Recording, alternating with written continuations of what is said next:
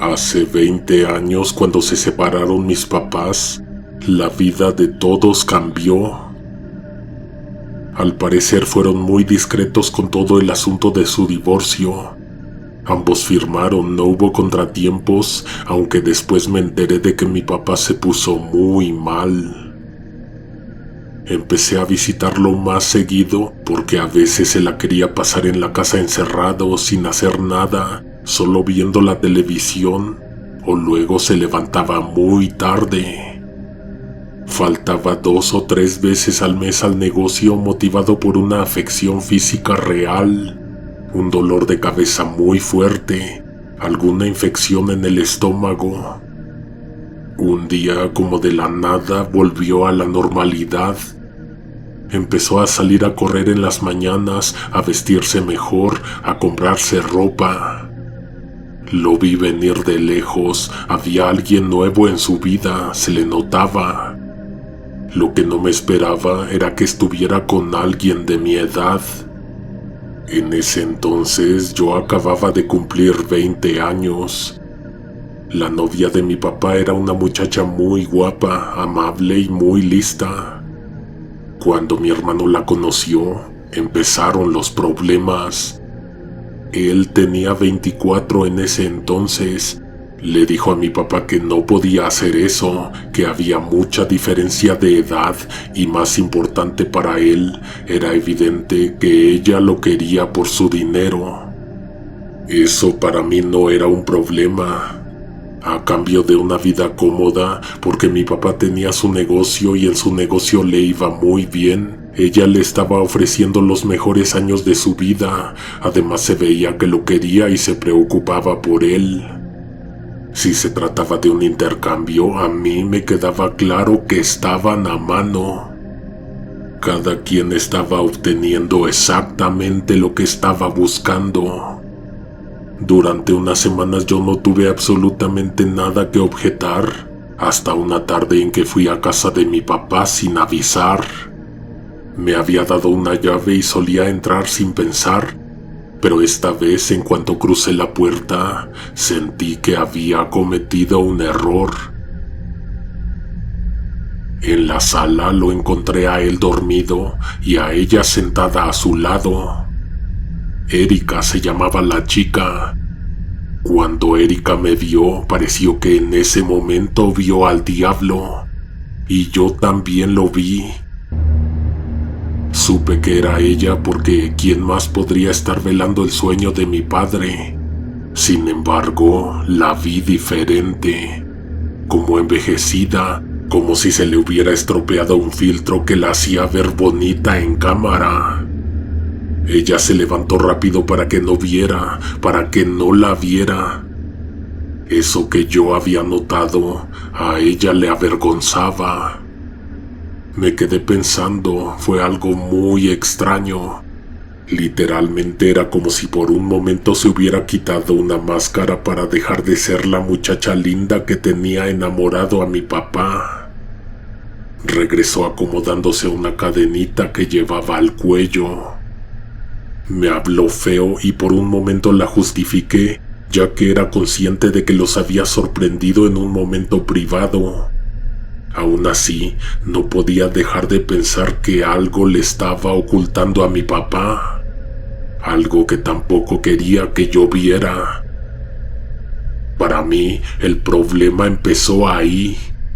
Pienso en ese momento y siento muchos escalofríos, o sea, no tenía dientes, la piel estaba toda maltratada, la mirada se le veía distinta.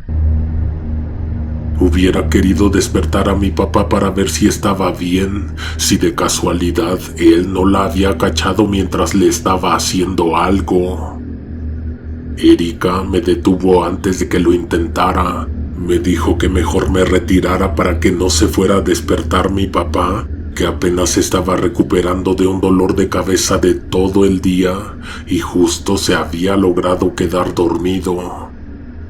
Cuando ya me estaba marchando, Erika me dijo que la esperara un momento.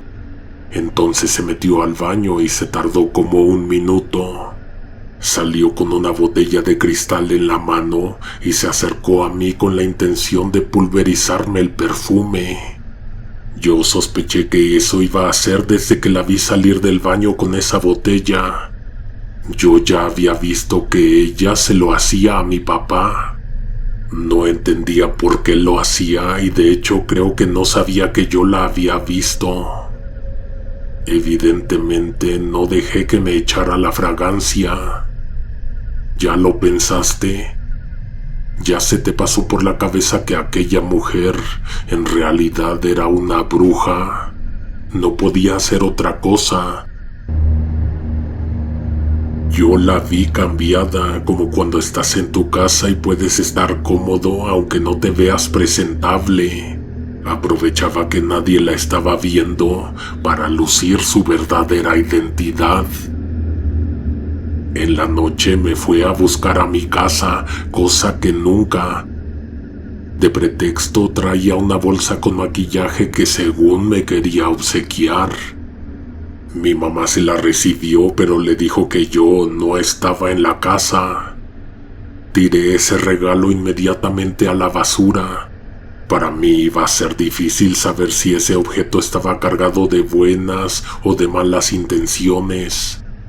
A mi padre le marqué al día siguiente, pero como soy muy paranoica y desde un inicio imaginé que ella podría escucharnos, lo único que hice fue sondear cómo estaba él sin hacer preguntas directas. Fui como a las 2 semanas a verlo. Acudí un día en que sabía que él estaría solo. Quise entrar con mi llave y vi que ya habían cambiado la cerradura. Por supuesto que la visita sorpresa tuvo consecuencias. Me preguntó qué le habría dicho ella a él. Entré por el patio, esa casa la conocía bien. Del patio me metí por una ventana y luego subí hasta la recámara de mi padre.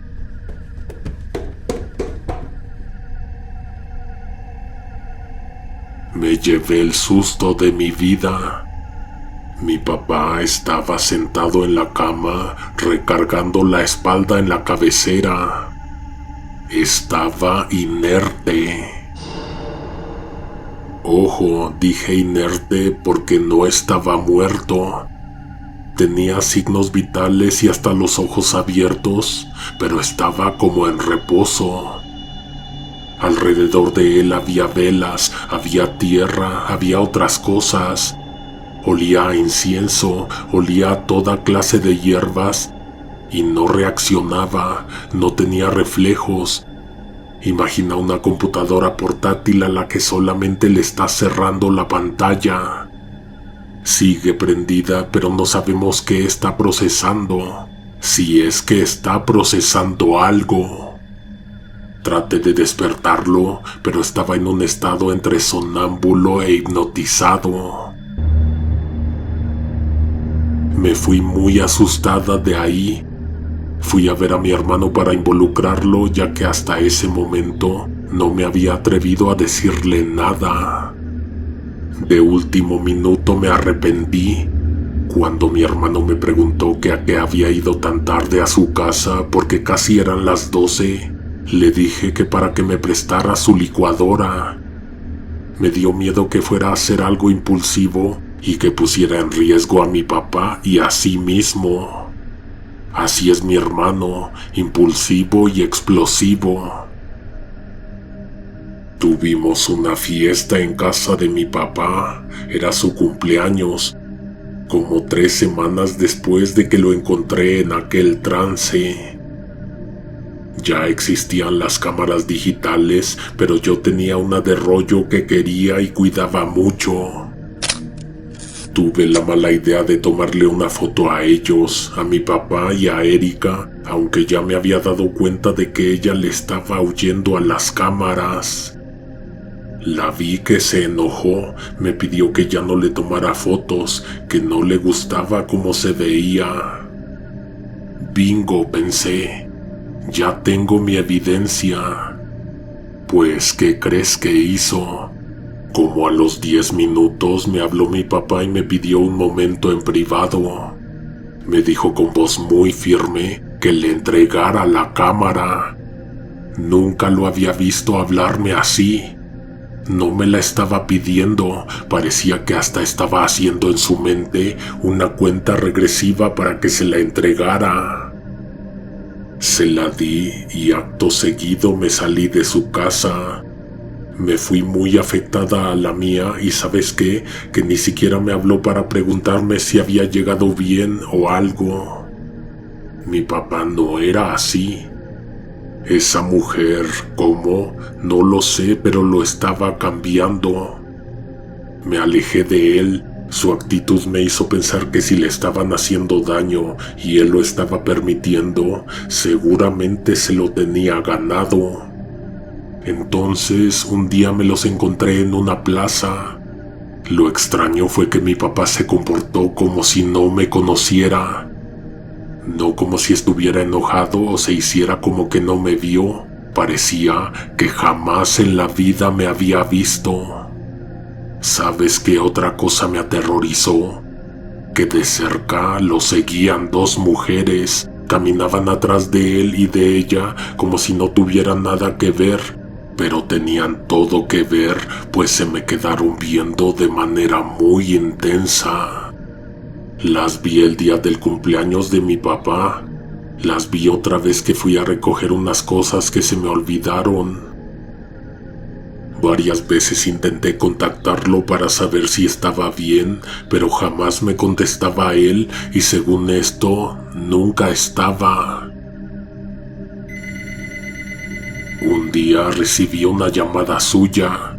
Se escuchaba desesperado, me decía que si podía ir a verlo, que necesitaba platicar conmigo. Cuando lo vi estaba en malas condiciones, como si llevara horas caminando sin rumbo. Me dijo que lo que estaba a punto de decirme lo tenía que escuchar con la mente muy abierta, porque era algo que él jamás hubiera creído si no lo hubiera visto con sus propios ojos. Me dijo que hace 2 noches se metió un pájaro por la ventana de su habitación. Entró y se posó en una silla. El pájaro parecía estar tratando de averiguar si mi papá estaba solo, ya que esperó un poco antes de hacer algo, de acercarse. Dio varios saltos hasta el buró a un lado de la cama y le empezó a hablar. Habló con la misma voz que tienen los cuervos o los pericos. Le dijo que no se tomara el próximo té o café que le sirvieran. Le dijo también que se cuidara de las 3 brujas. Y por último, el ave le dijo que todo esto no se lo estaba imaginando y para ello la siguiente prueba. El pájaro le dio un picotazo en el dorso de la mano y él no supo por qué. No supo al principio por qué, pero después cuando me enseñó la herida, me explicó que así le demostraba el ave que había estado en su recámara. Mi papá le hizo caso, no se tomó el té. Fue muy discreto para no despertar una sospecha en Erika. ¿Qué fue lo que pasó después? Que vio la verdadera cara de su esposa. La cara de una bruja horrible. Pero no solo eso, también vio que en la casa había otras 2 mujeres viviendo con ellos. A veces las oía hablar, pero nunca las veía.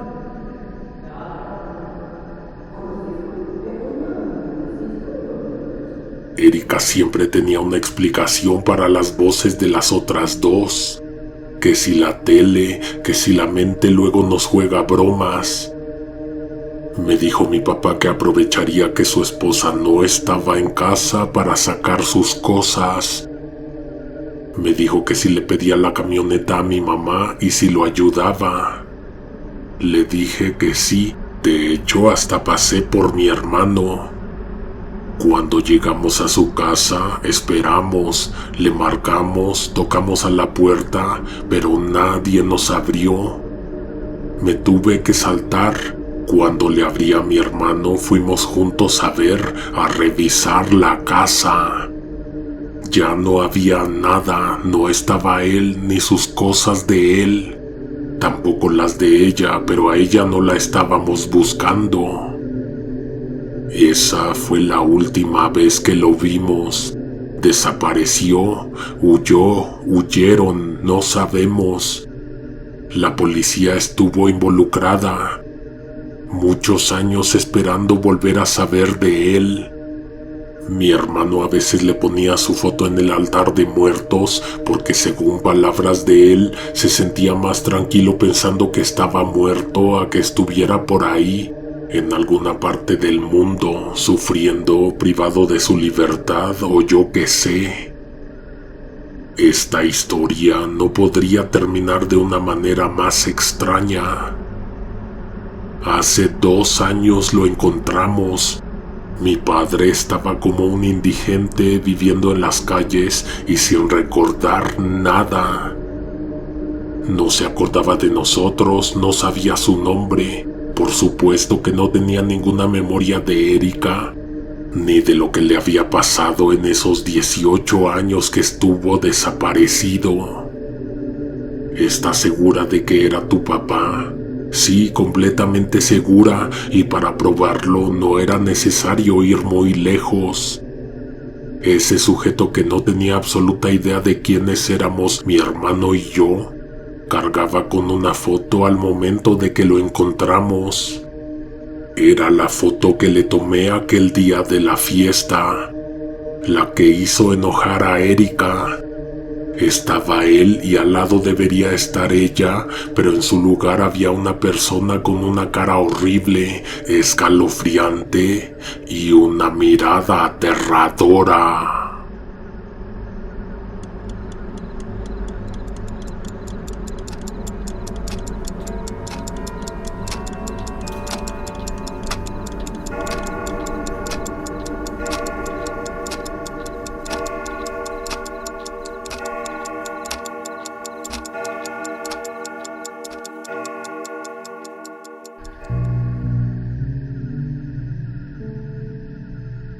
Esta historia está tan pesada que, aunque no creas en brujería ni en esas cosas, vas a sentir un hueco en el estómago y vas a estar pensando en esto por mucho tiempo. No sé por dónde empezar. Espero que quien lea esto encuentre el orden correcto para contar la historia como se debe. Si debo elegir un punto, entonces empezaré con un recuerdo. Algo de hace mucho tiempo, de cuando mi esposa y yo apenas éramos novios. Tenlo en cuenta, llevamos 16 años de casados. Esto ocurrió hace demasiado tiempo. Una noche estábamos hablando por teléfono cuando alguien llamó a la puerta de su casa. Me pidió que le devolviera la llamada en 5 minutos porque iba a ver quién era, pero le dije que la esperaba. Sus padres no estaban en casa, se encontraba sola. Regresó rápido, sin apuro, sin prisa. No sonaba asustada ni sorprendida, solo distraída, como si la interrupción hubiera cambiado el rumbo de la conversación en su cabeza. En lugar de retomar lo que estábamos hablando, aprovechó para contarme algo que pasaba en su casa desde hace mucho tiempo. Algo que, según ella, encajaba con lo que acababa de pasar. Un recuerdo dentro de un recuerdo. La casa tenía historia. Fue construida en los años 60 cuando sus padres llegaron a la capital. Venían del norte con dinero fresco de una empresa que vendieron en el momento exacto. Compraron el terreno y edificaron la casa a su medida. No era una casa lujosa, pero sí sólida, bien hecha. Más que nada era como su madre la había querido. Cada rincón tenía su toque, cada puerta, cada mueble. Era su hogar perfecto. Los señores a su vez recordaban que más o menos 2 meses después de haberse mudado a la casa, alguien tocó a la puerta. Era una mujer, no tenía prisa ni mostraba nerviosismo.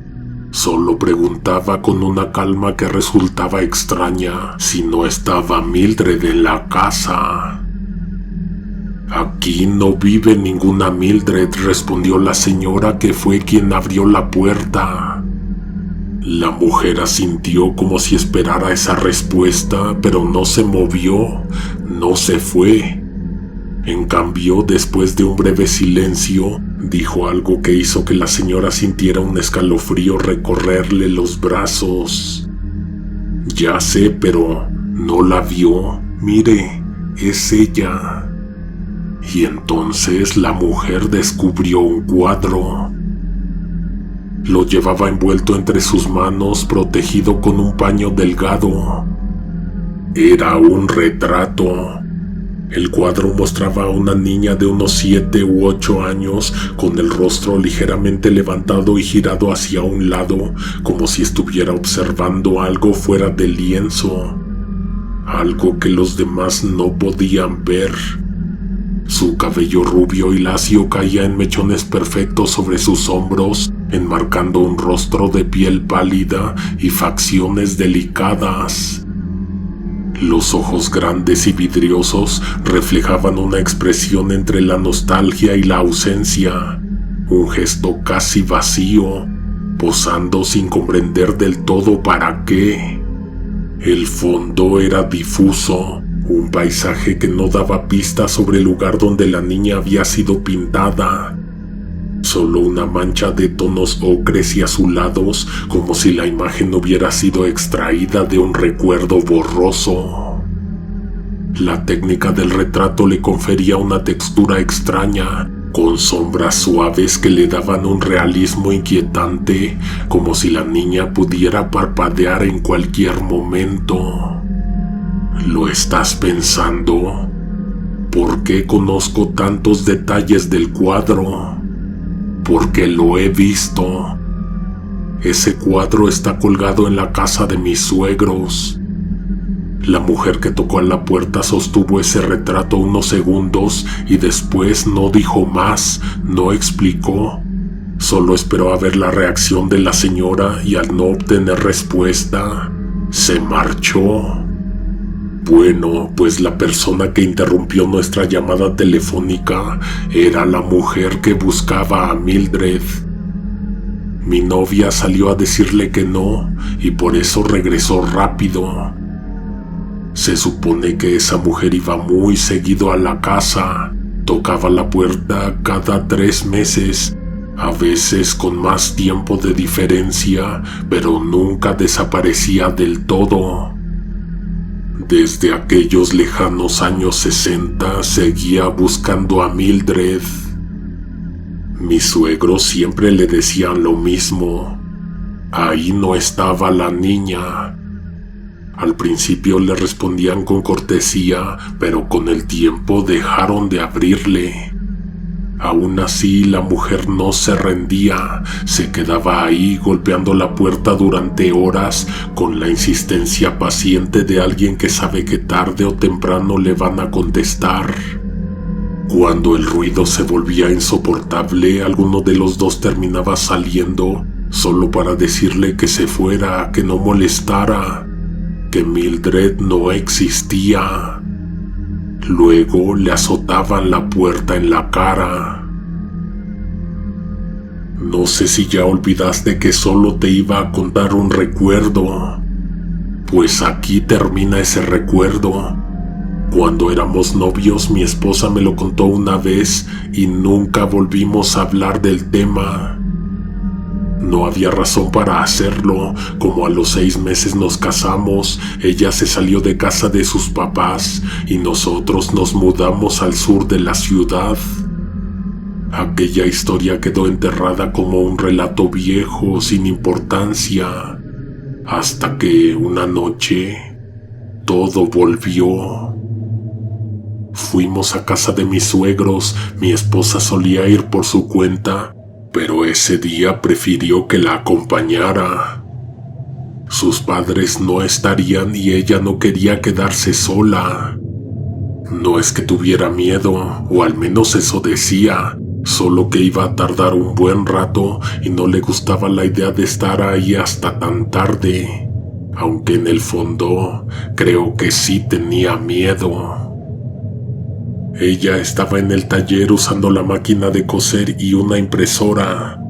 Yo estuve un rato arriba, pero a ella no le gusta que le hablen cuando está trabajando. Se concentra tanto que es como si el mundo a su alrededor desapareciera. Me aburrí rápido. Bajé y me acosté en el sillón con la intención de dormir un poco mientras ella terminaba. No pasaron ni 5 minutos y sonó el timbre. Esperé a que mi esposa gritara algo desde arriba, pero ni siquiera se enteró. El ruido de la otra máquina también era constante, electrónico. Además de esto, ella tenía la música puesta.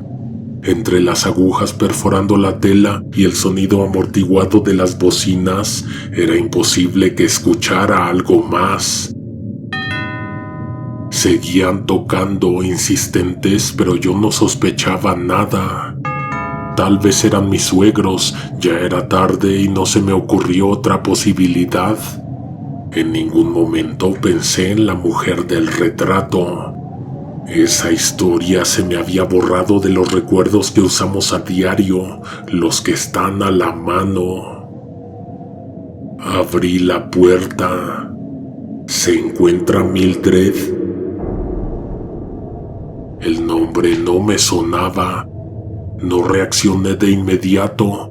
Dejé la puerta entreabierta y subí al taller para avisarle a mi esposa. La interrupción la hizo enojar, pues la tela se atoró en la máquina. Pausó la música y me miró con fastidio. ¿Nunca te he dicho que a esta casa viene alguien a preguntar por una niña rubia? Entonces lo recordé. Recordé la llamada de hace 16 años. Ese recuerdo estaba ahí, enterrado, pero intacto. Bajé deprisa para responder lo que era obvio que tenía que decir, que Mildred no estaba ahí, pero cuando llegué, la puerta estaba completamente abierta y ya no había nadie esperando. Cerré de golpe. Me senté en el sillón con la sensación de que algo no estaba bien, algo no encajaba. Fue entonces cuando me di cuenta de lo que me inquietaba. Salí a la calle, miré ambas direcciones y no la vi por ningún lado. Debería estar preguntando en la casa vecina. Me levanté y empecé a buscarla. Revisé los cuartos, miré detrás de las puertas, abrí el baño. Todo mientras las máquinas seguían sonando arriba, ajenas a todo. No la encontré, pero en ese momento hubiera jurado que no estaba solo. A las 3 de la mañana mi esposa terminó de trabajar. 20 minutos después ya íbamos en camino a nuestra casa. Me abstuve de contarle que me dio la impresión de que la mujer del cuadro se había metido a casa de sus papás, ya que yo me había asegurado de revisar todo y a final de cuentas solo había sido una mala corazonada. Lo que sí le pregunté fue si esa mujer tocaba en todas las casas o solo en esa. Muy buena pregunta, me dijo. No lo sabía. Los siguientes 3 días estuve pensando en la mujer del cuadro y en Mildred. ¿No será un fantasma? ¿Se habrían preguntado eso mis suegros? Dime si no te parece raro. Esa mujer tenía 50 años preguntando por Mildred. Me daba pendiente haberla de alguna manera dejado pasar. El día en que regresaron los señores de Sonora, por la noche le marcaron a mi esposa. Su mamá, muy molesta, la estaba acusando directamente de algo que ella no había hecho: colgar el cuadro de Mildred en la sala de su casa. Le estaba pidiendo una explicación a su hija, aunque también pudo haber pensado que fui yo. Hasta ese momento no le había dicho a mi esposa que aquella noche me había dado la impresión de que esa mujer se había metido a la casa. Cuando colgó con su mamá le tuve que decir que esa noche, cuando bajé para decirle a la persona, había encontrado la puerta abierta y que bien pudo haberse metido sin permiso. Pero revisé bien, le dije que había abierto cada puerta y buscado en cada rincón. Ella tenía miedo de decirles a sus papás, ya que desde que ella era niña le dijeron que por nada del mundo fuera a dejar a esa persona pasar a la casa. El peor giro de tuerca, pero en la vida real, ocurrió ante mis ojos. La semana siguiente recibimos la horrible noticia de que los papás de mi esposa estaban muertos. Alguien les hizo algo, de eso no me cabe duda. La supuesta evidencia decía que él había lastimado primero a ella y luego se quitó la vida. Mi esposa conocía bien a sus papás. Él jamás hubiera hecho eso. En su casa no había esa clase de problemas. Fue la mujer del cuadro o la niña del cuadro, porque no se supo quién colgó a Mildred en la sala. Hubiera odiado que esta historia quedara sin responder. Extrañamente, las respuestas empezaron a llegar poco a poco. Primero, que mis suegros sí conocían a Mildred. Cuando mi esposa se hizo cargo de guardar las cosas de sus papás, encontró fotos de la niña rubia. Tenían 3 fotos donde ella salía, 2 de la niña sola y una donde también estaban mis suegros. Desafortunadamente no estaba ya la señora para preguntarle quién era Mildred, pero eso no fue problema en términos de saber qué había pasado. Al velorio acudieron varios familiares de Sonora. En un momento de la noche, una tía de mi esposa la llevó a un lugar privado para contarle algo de sus papás que ella no sabía y que podría darle algo de tranquilidad, porque era espantoso y horrible siquiera imaginar que el Señor le hubiera hecho eso a su esposa. Ellos no podían tener hijos, así que se robaron a una niña. Vendieron la empresa y a las 2 semanas ya se estaban viniendo a la Ciudad de México. 2 meses después los encontró la mamá, pero ¿y Mildred? Se les murió en el camino. Se vinieron de Sonora en tren con una maleta llena de dinero. ¿Qué pasó con la niña? ¿Dónde quedó? No se sabe. Mi esposa no sabía que sí sabía. No le dijo a nadie, pero en el patio había una tumba. Ella toda la vida creyó que era de un gato que su mamá había querido mucho. Eso le había dicho, pero décadas después le seguía llorando y poniendo flores. ¿Sabes qué otra cosa descubrimos? Que a mi esposa también se la robaron cuando era niña. Esos no eran sus papás.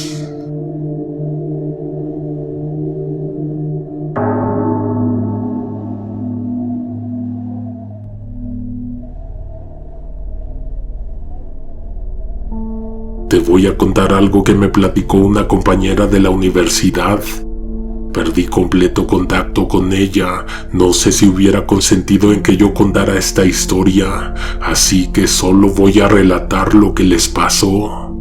Su mamá trabajaba dentro del set de producción de un programa de televisión de mucho rating. De esos programas que antes le solicitaban a la gente que mandara cartas con testimonios, peticiones o comentarios. Esta señora, nunca supe su nombre, le llamaré Carmen. Carmen se dedicaba a cuestiones administrativas. A veces recibía las cartas y las llevaba con el departamento que se encargaba de ellas. Con el tiempo empezaron a llegar tantas que ya ni siquiera las leían todas. Unas se iban directamente a un incinerador. Carmen, en vez de quemarlas, se las llevaba a su casa. Estaba prohibido y debe ser ilegal, pero la señora lo hacía. Miró al interior de la vida de tantas personas. Mi amiga me contó que en el baño tenían cerros de cartas, algunas abiertas y algunas sin abrir. Unas que contaban cosas interesantes, otras que pedían ayuda para resolver todo tipo de problemas. Solicitando dinero, pidiendo que se diera a conocer la historia de alguna injusticia. Un día abrió un sobre y se encontró con una carta que inmediatamente le cambió el estado de ánimo, que la sacudió de los pies a la cabeza, que estaba por cambiarle la vida para siempre. En esa carta decía que tal sujeto solicitaba ayuda para mostrar en televisión nacional la foto de su hermana, de quien había sido separado cuando ambos eran niños. Cuando sus papás se murieron, a Carmen y a su hermano los criaron en lugares distintos. A ella se la llevaron a la Ciudad de México, donde fue criada en una casa hogar para niñas administrada por monjas. Ella nunca supo dónde terminó él. Qué suerte tuvo de haber optado por no incinerar ese montón de cartas. Carmen decía que el asunto de su hermano toda la vida se había sentido como una piedrecita en el zapato que nunca se iba a poder quitar de encima. Evidentemente no iba a preseleccionar la carta. Ya tenía el teléfono y la información de su hermano. Iría a verlo a Guadalajara. Habló con él. Ella dijo que iba a visitarlo, que él no se molestara. Tomó un avión y desapareció. Su hija estaba muy preocupada. Esto sucedió cuando cursábamos el cuarto semestre. Éramos más compañeros que amigos, pero aún así nos ofrecimos a ayudar. Yo sí estaba dispuesto a acompañar a Maribel a Guadalajara, porque estaba bien enterado de que ella no tenía a nadie más. Se suponía que su mamá se iba una semana, pero como a los 2 días de que se marchó, dejó de comunicarse. Por fortuna, un día antes del día que teníamos planeado irnos, la señora llamó. Dijo que estaba bien, pero no se escuchaba bien. Mi compañera le preguntó si quería que fuera por ella o necesitaba algo. Le dijo que iba a quedarse en Guadalajara 2 semanas más, que ya había avisado en el trabajo. No cortaron comunicación. Sin embargo, Maribel decía que su mamá parecía no ser honesta con lo que estaba pasando allá. Cuando la señora Carmen volvió a la Ciudad de México, regresó con la noticia de que la habían estafado. No era su hermano el que la localizó. Le enseñó la carta a su hija.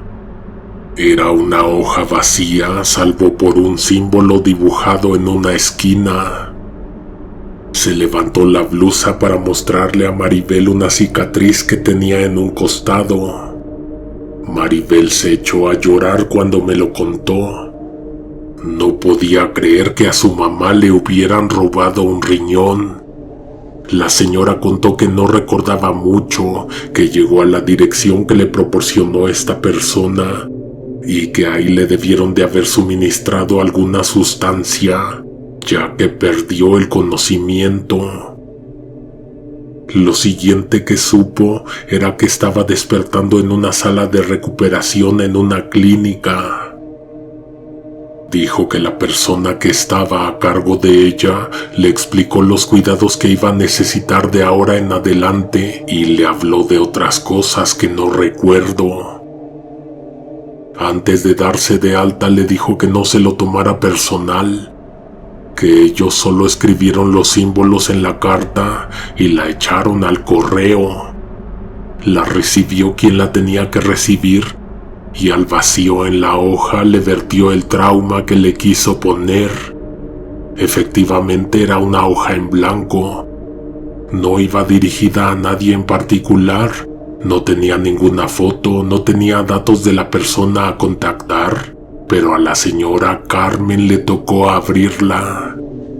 Si la hubiera abierto alguien más, hubiera visto otra cosa y lo hubieran estafado de otra manera.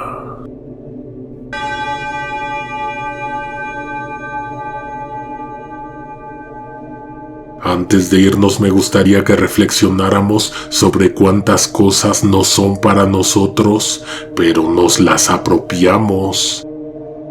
¿Por qué será que estamos llenos de enfermedades, de preocupaciones, de miedos? Nada de esto es nuestro. Somos nosotros quienes hemos decidido que todas estas cosas malas podrían convertirse en parte de nuestras vidas. No nos vamos sin desearle feliz cumpleaños a Alfredo Núñez Herrera y a Melchor Cowo. Nos escuchamos pronto con más entregas de brujería. Siéntete libre de escribir en los comentarios tus opiniones sobre los relatos. También puedes sugerir algún tema. Suscríbete, deja un like, comenta, comparte, activa todas las notificaciones. Hasta la próxima. Alguien te observa en la oscuridad.